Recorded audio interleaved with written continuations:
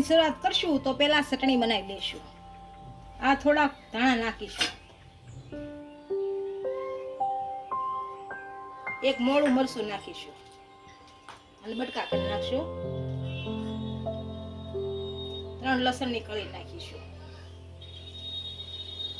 4 તીખી મરચી નાખીશું, 1 આદુનો ટુકડો નાખીશું,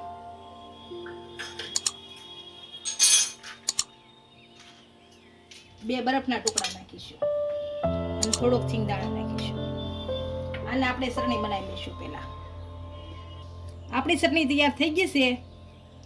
જો આમાં લીંબુ નાખવું હોય તો પછી નાખી શકો છો. હું અડધું ફાડું નીસવું છું. હવે એની ઉપરથી આપણે થોડુંક મીઠું નાખીશું.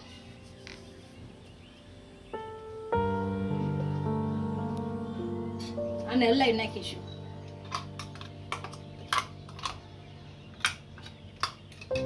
હવે આને એક વાસણમાં કાઢી લઈશું. તો આપણે ભેળ બનાવી લઈશું. તો આ એક તવડું લીધું છે, આમાં મમરા નાખીશું. આ મમરા એકદમ કોકરા હોવા જોઈએ, આમ કરી જાય ફૂટી જાય. જો આવા લેવાના.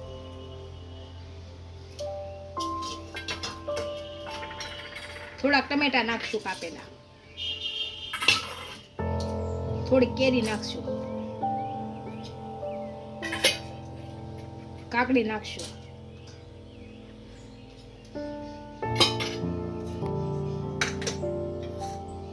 કાંદા નાખીશું 2.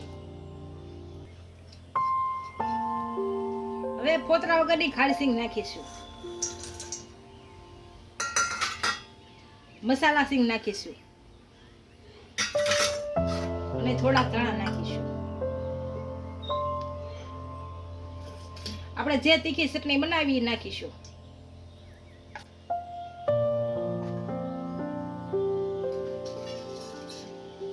થોડું ગળું પાણી નાખીશું. ખાંડ નાખી અને ગળું બનાવ્યું હતું.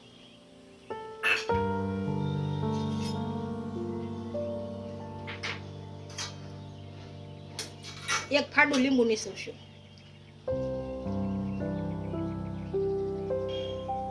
થોડુંક મીઠું નાખીશું.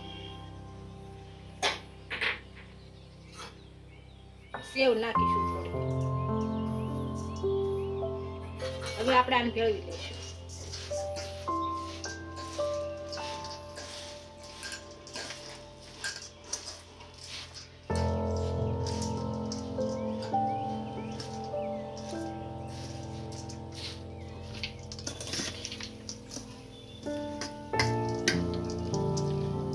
આપણી સુરતી કોલેજીન ભેળ તૈયાર થઈ ગઈ છે. એને આપણે સર્વ કરી લઈશું.